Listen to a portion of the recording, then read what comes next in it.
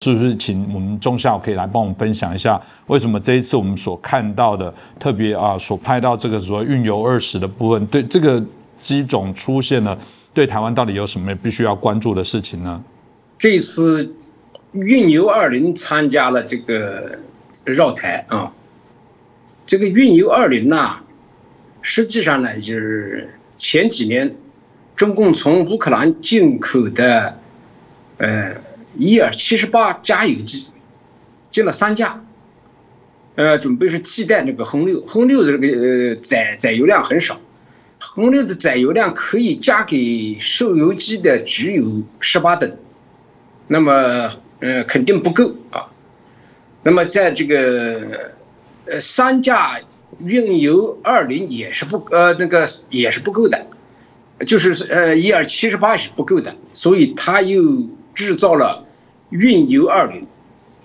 这个运油20呢，其实在运20的基础上改的，就专门改成加油机的。那个运20呢，实际上是仿造俄罗斯的伊尔76。伊尔76跟伊尔78呢都是基本上差不多，只是它的设备各方面不太一样，但是它的载体机体本身是差不多的。那个运20呢，当然它的载油量很大了，它可以给歼10和歼15加油，它可以加油的达到了60多吨，就是应该超过了轰六的3到4倍。它这个飞机主要的是干什么的呢？主要是对着台湾的东边这一块来的。那个台湾海峡这块它肯定不需要加油的了。那么东边将来对台封锁的时候呢，肯定是主要的还是靠航空母舰。但是中共的航母它有短板，它这个是活跃式起飞，歼15它的起飞的重量受限，加油量和它的载弹量受限。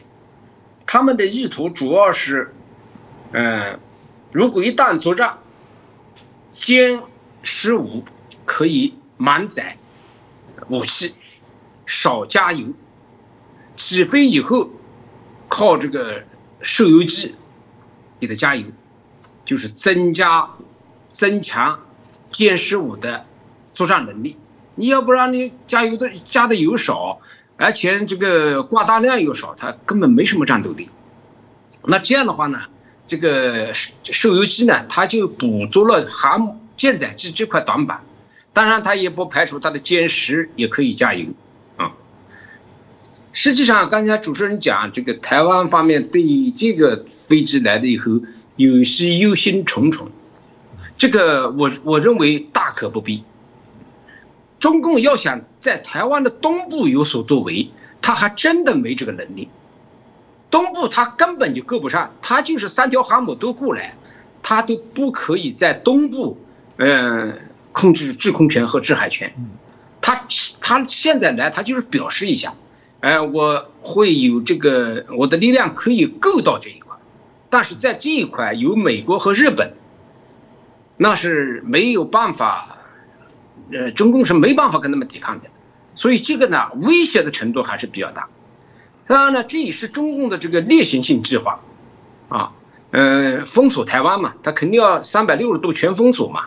那个东部这一块，他兵力够不着嘛，他感觉到也不是很圆满嘛，是吧？所以呢，这个我觉得呢，这个实际意义呢不是很大。如果一打起仗来，中共的3条航母根本就不敢到东边来，根本就不会来，就靠台湾的导弹武器就可以把它击沉。